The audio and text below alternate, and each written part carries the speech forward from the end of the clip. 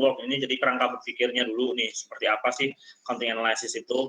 Yang kedua, ini faktor-faktor yang mempengaruhi kualitas akuntansi. Yang ketiga, nanti accounting analysis dan langkah-langkahnya, gitu ya. Oke, yang pertama, institutional framework nih, kerangka berpikir. Kalau terkait dengan akuntansi, yang pertama pasti ada konsep yang namanya accounting accrual ya. Ini sudah kalian pelajari juga selama 4 semester. Akuntansi itu tidak bisa lepas dari konsep accrual gitu kan yang digunakan. Nah, kemudian dari konsep accrual ini, ini di awal ini penjelasan saya mungkin cukup singkat saja karena nanti akan diulang lagi di bawah gitu ya. Yang akan ada lagi itu di bawah. Nah, ini yang terkait dengan accrual, laporan keuangan, income statement, dan balance sheet atau statement of financial position gitu ya. Nah, di sini ada yang namanya revenue recognition dan expense recognition konsep gitu kan. Nah, di mana apa namanya dalam konsep accrual ini karena pasti sudah tahu juga bahwa pendapatan dan beban itu diakui pada saat earn atau terjadi gitu ya, tidak bergantung kepada apakah uangnya, cash-nya sudah diterima apa belum gitu kan. Nah, terus dari dua ini akan menghasilkan profit. Jadi profit ini adalah dasar ya, dasar dari foundation of accrual accounting. Jadi accrual accounting itu adalah revenue recognition and expense matching. Jadi dari dua ini di-matchingkan, disandingkan, dicocokkan, nanti akan terbentuk profit atau income yang dihasilkan dari proses accrual gitu kan. Nah, terus untuk matchingnya dengan apa namanya cash itu income itu kan nanti akan di-adjust ya, di-adjust gitu kan. Nah, itu juga proses itu sudah kalian lalui 2 kali ya di pengantar maupun di intermediate gitu kan. Nah, di sini ada beberapa hal terkait matching atau adjustment antara income dengan cash. Jadi operating cash flow ya, operating cash flow isinya adalah cash dari company's ongoing operating activities gitu kan ya. Ini juga udah sering dibahas. Terus free cash flow ini OCF ditambah cash investment dan cash divestment. Kemudian, nah ini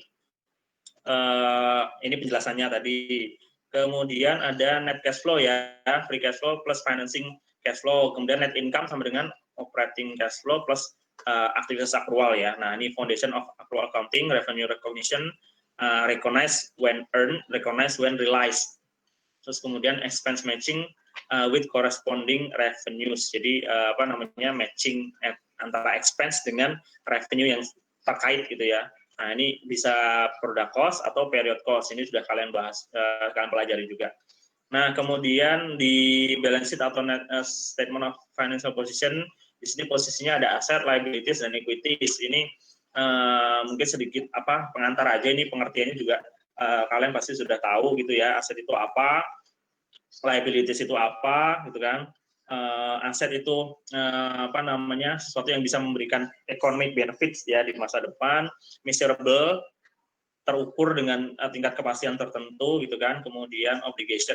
Kalau liabilities itu obligation yang, jadi liabilities atau liabilitas itu bagian dari obligasi perusahaan. Dari obligasi itu kewajiban perusahaan dibagi menjadi informasi itu dianggap relevan, itu bisa dijadikan dasar untuk mengambil keputusan.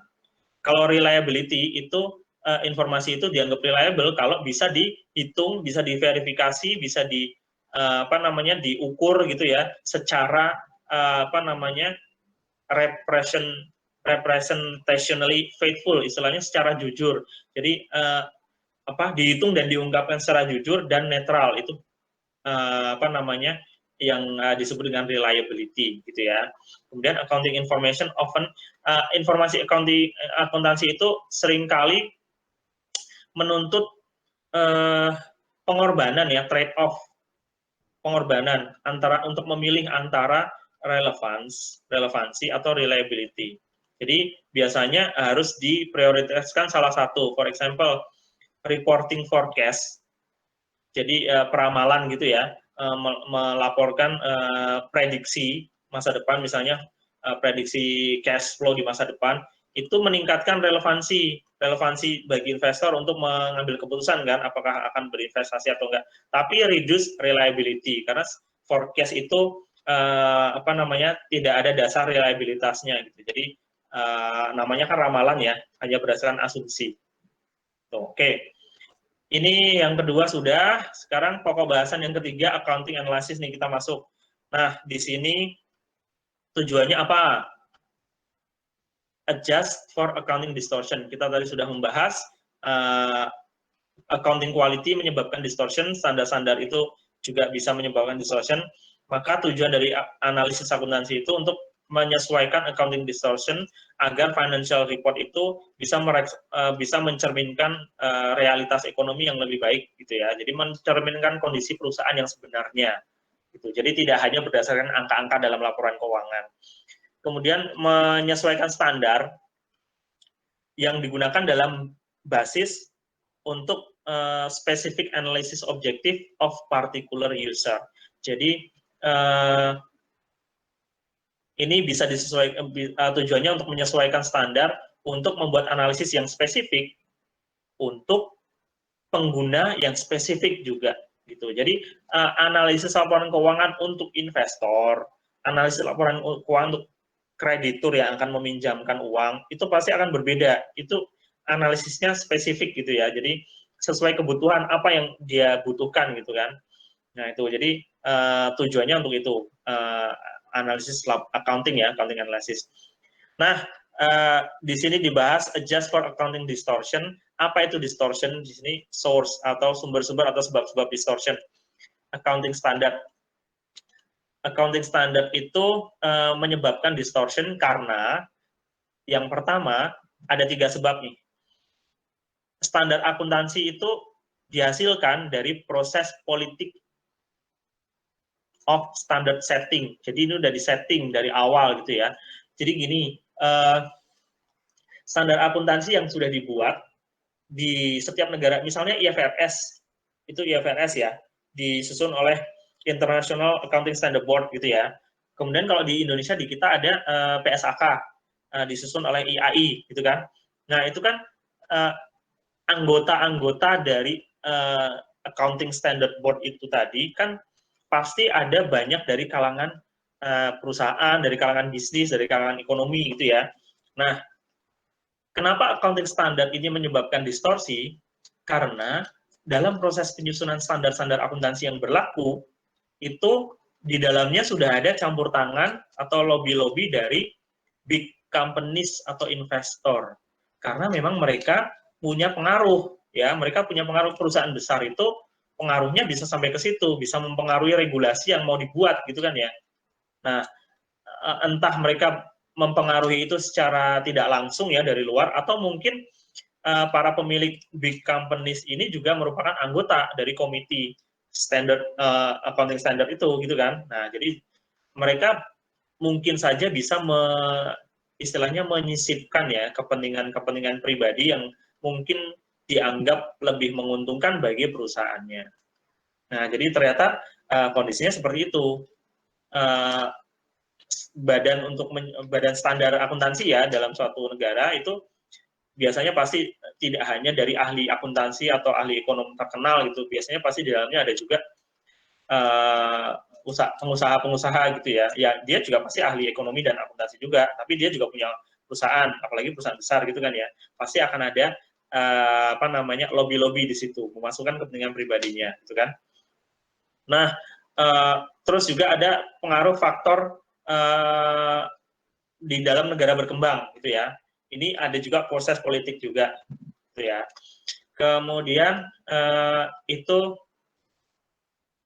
yang pertama, proses politik. Yang kedua, accounting principle and assumption. Nah, ini menyebabkan distorsi juga karena historical cost principle can reduce relevance of the balance sheet by not reflecting current market. Nah, jadi ini accounting principle dan assumption, salah satu contohnya konsep historical cost ya, itu bisa mengurangi relevansi ya dari laporan keuangan karena tidak menghitung nilai market value dari aset dan liabilities. Makanya apa namanya accounting principle assumption salah satu yang sering digunakan kan historical cost ya, historical cost principle ya.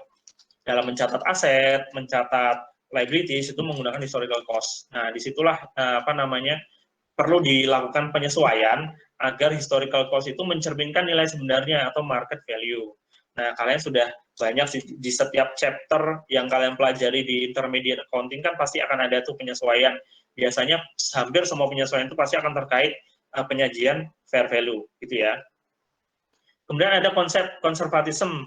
Ini tadi ya, konservatisme itu konsep yang seolah-olah tuh pesimistik, ya pesimistik dengan menghadapi dua kemungkinan itu diambil opsi yang paling pesimisnya gitu istilahnya. Jadi contohnya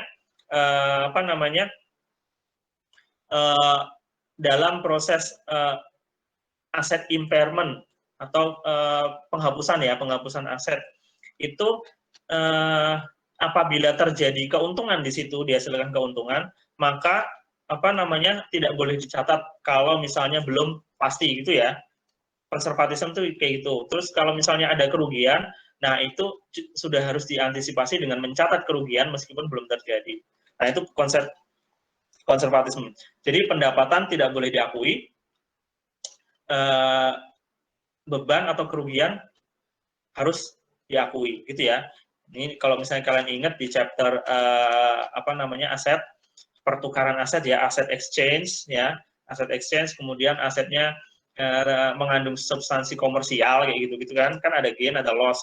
Kalau misalnya gain tidak boleh dicatat, tapi kalau loss harus dicatat gitu kan ya, masih ingat kan? Nah itu namanya konsep konservatisme, itu salah satu contohnya. Banyak juga konsep konservatisme yang lain gitu kan ya. Nah itu menyebabkan bias dalam financial statement. Nah ini hal tersebut menjadi suatu kondisi di mana itu diharapkan ya untuk credit analysis, gitu kan? Konservatisme ini bagus untuk credit analysis, tapi problematik buat equity analysis, gitu ya. Karena kalau credit analysis berarti kan loss-nya dicatat terlalu banyak, gitu kan? Berarti butuh sumber pendanaan. Tapi kalau untuk equity berarti ya karena loss-nya banyak itu, berarti itu akan memperburuk di sisi ekuitasnya, gitu ya. Oke, terus estimation error. Nah, ini accounting distortion yang kedua adalah estimation error. Ini tadi sudah juga dibahas, estimation in bad debts itu menyebabkan distortion. Reliability versus relevance. Nah, ini ini juga menyebabkan distortion. Keputusan untuk harus lebih mengutamakan yang mana reliability atau relevance tadi ya, itu akan menyebabkan trade off kan, salah satunya harus dikorbankan, itu akan menyebabkan distortion. Kemudian earning management atau manajemen laba, ini terkait dengan window dressing tadi, window dressing atau mempercantik laporan keuangan untuk personal benefit. Nah, ini yang biasa dilakukan itu ya, strateginya apa aja sih untuk window dressing ini? Increasing reported income with adjust accrual, ya, berarti mencatat laba lebih tinggi. Terus ada istilah atau terms yang namanya big bad.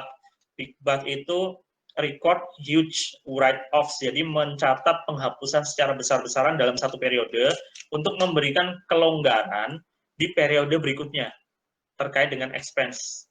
Itu ya. Jadi misalnya nih penghapusan besar-besaran tahun ini untuk bad debt expense atau allowance for bad debts gitu ya. Itu akan memperingan beban bad debt tahun berikutnya gitu ya. Nah, ini salah satu strategi ini yang biasa dipraktekkan gitu ya, praktek yang umum.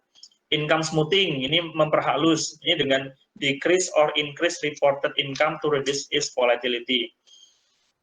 Nah, ini hal-hal ini nanti bisa kalian temukan juga ya dalam perusahaan-perusahaan yang akan kalian analisis nanti gitu ya.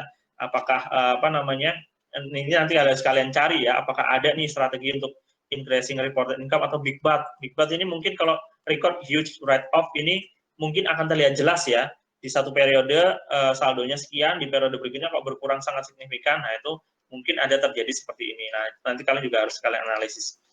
Kemudian motivasi dalam melakukan window dressing ya, contracting incentive, kemudian stock price effect. Jadi window dressing ini akan berpengaruh ke harga saham. kalau laporan keuangan bagus, investor juga ngelihatnya kan dari laporan keuangan ya, kalau mau berinvestasi. Jadi dia ngelihat laporan keuangan, labanya naik dan sebagainya. Nah, apakah detail dari laba itu emang benar, emang labanya segitu dan naik, kan itu harus dilakukan analisis lebih lanjut. Tidak bisa hanya dilihat dari laporan keuangannya aja, gitu kan ya. Nah, makanya manajemen itu umum dalam prakteknya itu untuk melakukan window dressing gitu ya. Kemudian ada alasan-alasan lain ya. Mungkin salah satu contohnya adalah terkait tuntutan para pekerja, gitu ya, tuntutan dari serikat buruh misalnya. Nah, mekanisme atau cara yang digunakan untuk window dressing pada umumnya gitu ya, ini dibagi menjadi dua klasifikasi besar ya. Nanti detailnya mungkin macam-macamnya dalam prakteknya bisa macam-macam gitu ya. Income shifting, ini yang saya bilang tadi, accelerate or delay recognition of revenue or expense. Ini pengaturan yang bisa dibuat tadi ya, yang saya jelaskan tadi, income shifting. Jadi kalau kita pengen membuat laporan keuangan atau income kita lebih rendah sekian, income-nya lebih rendah sekian, berarti tinggal kita percepat aja penagihan dari atau kita tunda pembayaran expense sehingga expense-nya berkurang. Atau pilihannya kita percepat, accelerate recognition of revenue. Revenue apa yang bisa kita akui terlebih dahulu, kita lakukan sekarang. Atau kita tagih penjualan, misalnya penjualan kredit. Nah, itu namanya income shifting. Jadi, tujuannya untuk shift, untuk mengalihkan income from one period to another. Nah, ini sebenarnya dalam akuntansi, kalau selama ini saya nggak tahu kalian prakteknya sudah mengerjakan proses akuntansi itu seperti apa, tapi dalam kenyataannya, dalam akuntansi itu kebijakan manajemen itu bisa menentukan sampai ke sini. Ya, bisa mengatur sampai ke sini. Oke, kita atur aja deh transaksi ini, tidak usah kita catat dulu, kita catat periode berikutnya dan seterusnya. Itu salah satu bentuk income shifting. Kemudian classificatory earning management.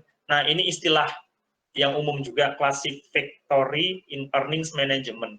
Artinya mengklasifikasikan atau secara selektif mengubah klasifikasi dari revenue dan expense ke klasifikasi yang lain yang diinginkan gitu. Misalnya operating income, di dalam operating income ada income macam-macam.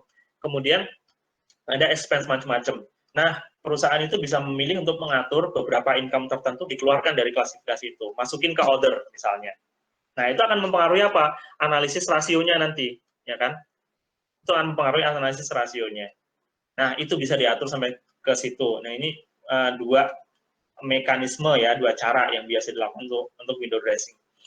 Oke, next steps to do accounting analysis. Ini juga silakan kalian pelajari lagi nanti ya. Ini ada banyak, ada 6 langkah untuk melakukan accounting analysis.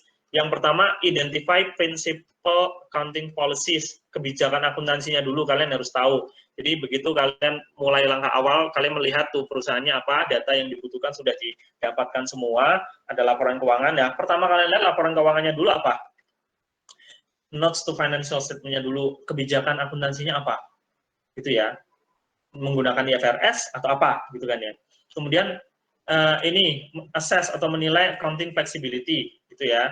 Accounting information. Nah, ini accounting information is biasanya mengandung fleksibilitas.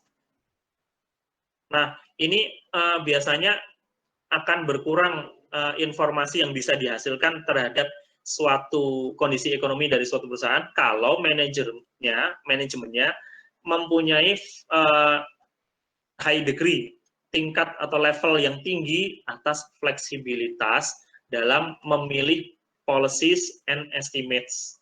Itu. Nah, itu diatur dalam kebijakan akuntansinya perusahaan ya, flexibility ini. Itu. Kalau memang kebijakan akuntansi perusahaan itu membatasi fleksibilitas, berarti kan tingkat tingkat fleksibilitas atau tingkat pilihan manajemen untuk memilih fleksibilitas itu kan berarti rendah gitu ya. Nah, itu ditentukan atau bisa dianalisis dari kebijakan akuntansinya perusahaan. Kemudian yang ketiga, evaluate accounting strategy. Nah, ini strategi-strategi akuntansinya apa aja yang dilakukan oleh suatu perusahaan. Ini termasuk flexibility in accounting choices allows managers to strategically communicate. Nah, jadi ini dari fleksibilitas ini itu juga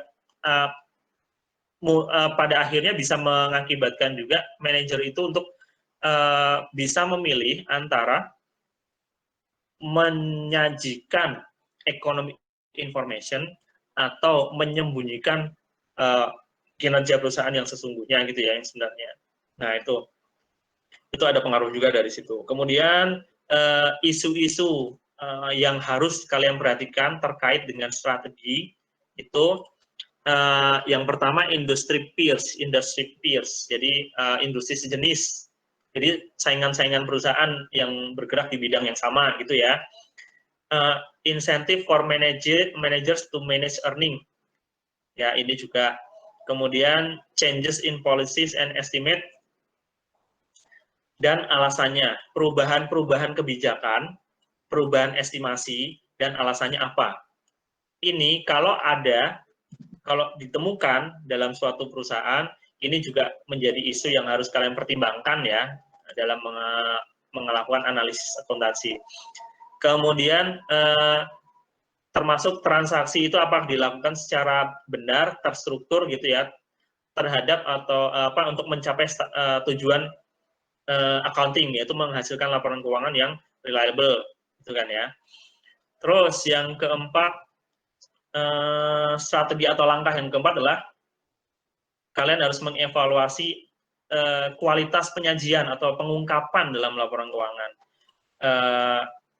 Apakah cukup, gitu kan? Kecukupan dalam pengungkapan laporan keuangan itu juga harus dilihat. Managers have considerable discretion atau membuat kebebasan untuk disclose, mengungkapkan ya accounting information. Nah, isu yang terkait pengungkapan ini terkait diantaranya apakah cukup, adequate ya, cukup diungkapkan, kemudian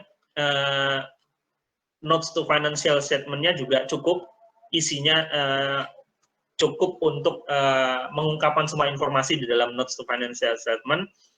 Kemudian, nah ini, apakah manajemen report section, manajemen report ya, laporan manajemennya itu sesuai dan cukup menjelaskan ya, penjelasannya sudah cukup lengkap dan konsisten dengan current performance. Kemudian kecukupan juga segmen disclosure, artinya ini bagian-bagian, apakah semua segmennya juga sudah diungkapkan. Ini isu-isunya.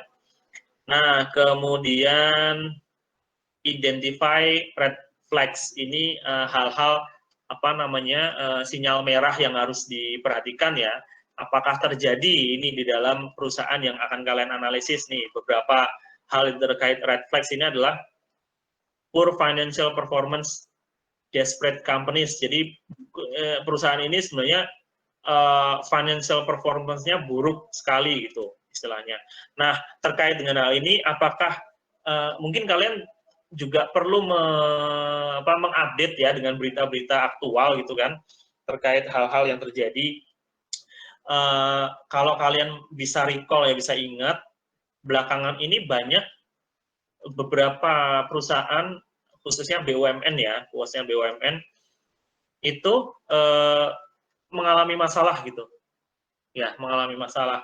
Kalian kemarin nggak tahu ngikutin apa enggak, ada kasus Jiwasraya, ada kasus Garuda, ada kasus yang terbaru sekarang PT Inti gitu ya. Nah, saya nggak tahu kalian ngikutin itu apa enggak tuh, ya kan? Itu adalah perusahaan-perusahaan BUMN yang sebenarnya seharusnya tuh secara value ya, secara nilai perusahaan itu bagus gitu kan, harusnya labanya tinggi. Tapi kenapa sampai terjadi kasus kayak gitu, kerugiannya terus-menerus dan seterusnya. Itu baru yang ketahuan ya, maksudnya baru yang terungkap kasusnya seperti apa. Banyak perusahaan lain yang mungkin ya berjalan sudah bertahun-tahun seperti itu aja, performance-nya nggak meningkat, poor financial performance. Nah, apakah itu terjadi? Nanti di perusahaan yang akan kalian analisis itu perlu diidentifikasi ya. terjadi apa enggak. Kalau terjadi berarti analisis kalian harus lebih mendalam. Ini kenapa sebabnya terjadi seperti ini. Kayak sekarang PT Inti. PT Inti itu adalah suppliernya perusahaan telekomunikasi di Indonesia gitu kan ya. Terus kenapa laporan keuangannya seperti itu? Karyawan-karyawannya nggak gajian sampai 7 bulan. Itu gimana gitu kan. Nah, itu kan perlu jadi perhatian. Nah, kalian perlu juga melihat kasus-kasus terkini seperti apa gitu ya. Kemudian red flags yang berikutnya nih, reported earning consistently higher than operating cash flow. Nah, ini juga perlu jadi perhatian. Cash flow-nya dikit, tapi earning-nya kok selalu jauh lebih tinggi gitu. Ini ada apa? Emang bener earning-nya atau income-nya segitu? Nah, itu nanti harus dicek lebih lanjut gitu ya. Terus juga qualified audit report. Ya, qualified audit report. Audit report itu kan ada 4 ya, ada 4 jenis. Nah, ini kalau misalnya udah qualified, itu perlu jadi perhatian juga. Ya. Apalagi kalau yang sampai adverse atau disclaimer, itu kan udah parah banget berarti kan. Nah, qualified aja perlu jadi perhatian, ini udah masuk red flags nih, gitu ya. Kemudian, ini, ada nggak kejadian auditor resignation, atau auditornya mengundurkan diri dari tim auditnya, atau non-routine auditor change, pergantian tim audit. Nah, ini juga menjadi perhatian nih. Kalian nanti cek juga ke sini, laporan auditnya siapa, tim auditornya, apakah ada pergantian atau enggak. Nah, ini kenapa sebabnya?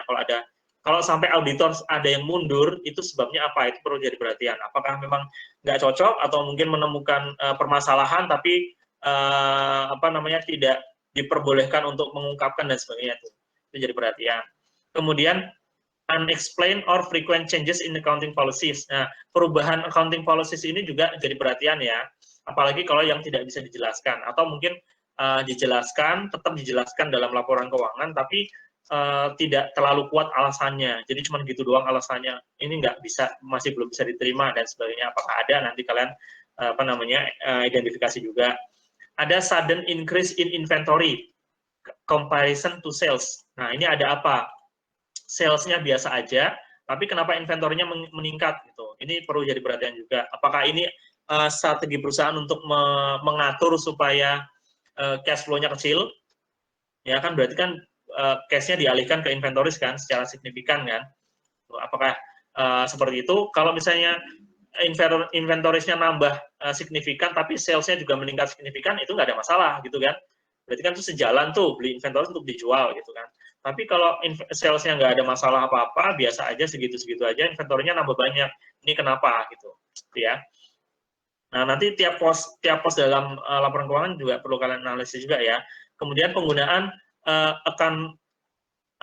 circumvent accounting rules, beberapa metode akuntansi yang secara khusus gitu ya. Contoh leasing. Ini juga perlu jadi perhatian. Terus receivable securitization. Ini penjualan surat berharga ya, kalau nggak salah ya, tolong dikoreksi. Kemudian nih frequent one time changes and big but tadi ya, yang di atas tadi, write off, penghapusan secara besar-besaran. Ini juga perlu jadi perhatian dari isu, gitu ya. Unexplained transaction that boost profit. Jadi transaksi-transaksi tertentu yang tiba-tiba memboost profit, meningkatkan laba secara signifikan. Ini perlu dicurigai juga. Unusual increase in inventory or account receivable relation to sales. Jadi inventory ini juga sama seperti yang di atas, inventory nambah banyak atau account receivable nambah banyak, tapi sales-nya terkait dengan relation to sales ya, terkait dengan sales. Ini kenapa kok tiba-tiba ada penjualan yang sangat besar gitu kan ya. Nah, itu perlu diperhatikan juga. Increase in the gap between net profit and cash flow or tax profit gitu ya. Nah, ini juga increase gap. Nah, ini juga perlu diperhatikan apakah perusahaan berusaha menekan labanya atau perusahaan meningkatkan labanya secara signifikan sehingga selisih net profit dengan cash flow-nya meningkat gitu kan. Kemudian use of R&D partnership, the sale of receivable to finance operation. Ini penggunaan pihak ketiga untuk melakukan research and development ya. Itu juga perlu diperhatikan karena pasti berpengaruh ke aktivitas perusahaan. Kenapa tidak menggunakan internal sendiri? Kenapa harus bekerja sama dengan pihak ketiga untuk research and development? Terus ini juga the sale of receivable, penjualan receivable ya, itu finance operation ke perusahaan keuangan. Terus ini juga sama seperti Big Bat tadi ya, large asset write-off. Ini perlu jadi perhatian juga. Kemudian large year-end adjustment, penyesuaian di akhir tahun yang sangat besar, signifikan gitu kan. Sama transaksi ke perusahaan yang berhubungan, misalnya transaksi antar perusahaan ya, anak perusahaan, induk perusahaan, itu juga perlu jadi perhatian. Oke, itu red flags ya, identifikasi red flags. Kemudian step 6, undo accounting distortion. Nah, ini ada membutuhkan perhitungan di sini. Jadi, accounting distortion yang sudah diidentifikasi tadi di atas, itu perlu dibalikin lagi gitu. Jadi, gunakan informasi dari cash flow statement dan notes to financial statement itu untuk mengundo distortion possibly imperfectly. Jadi ini mungkin tidak akan secara sempurna bisa mengundo semuanya gitu ya, tapi paling nggak informasi yang bisa digunakan dari sini dan dari sini itu bisa digunakan untuk undo atau membatalkan ya, atau mengembalikan accounting distortion tadi. Oke, itu steps dalam laporan analisis ya. Kemudian di sini ada tambahan, ini informasi tambahan atau bacaan tambahan. Di sini terkait sama konsep-konsep, ada conceptual framework dari accounting financial reporting nih, ada level 1, ini dinyatakan dalam segitiga ya, level 1, objektif, first level itu adalah why, the purpose of accounting itu apa. Ini level 2, itu menjadi jembatan antara level 1 dan level 3. Di antaranya di dalamnya ada kualitatif karakteristik dan komponen atau elemennya apa aja. Nah, dengan adanya kita tentukan ini, kualitatif karakteristik dan elemen, maka kita bisa menentukan ke level 3 how. The how, implementasinya seperti apa untuk recognition, measurement, and disclosure konsep. Oke, ini tadi sudah. Nah, ini silakan kalian pelajari lagi ya, dibaca lagi nanti.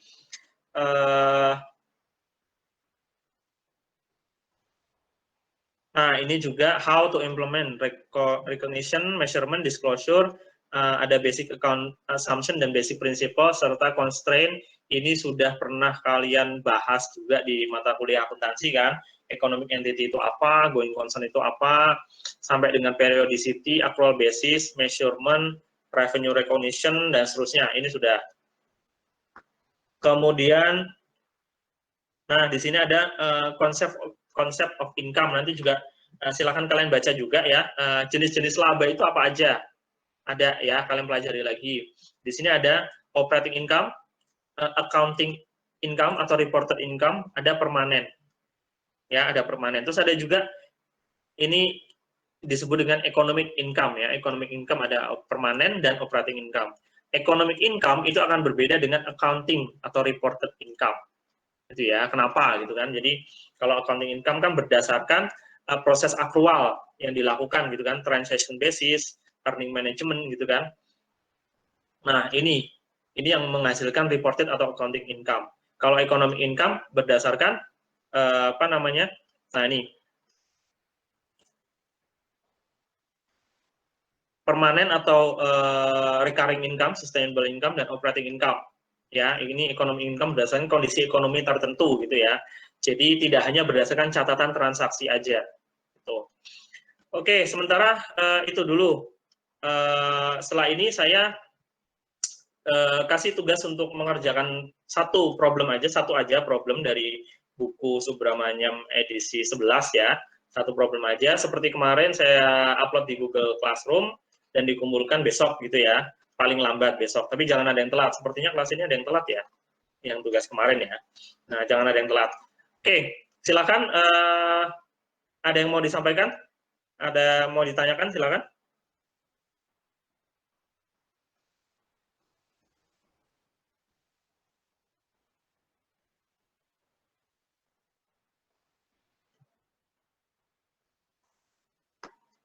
Oke, cukup ya.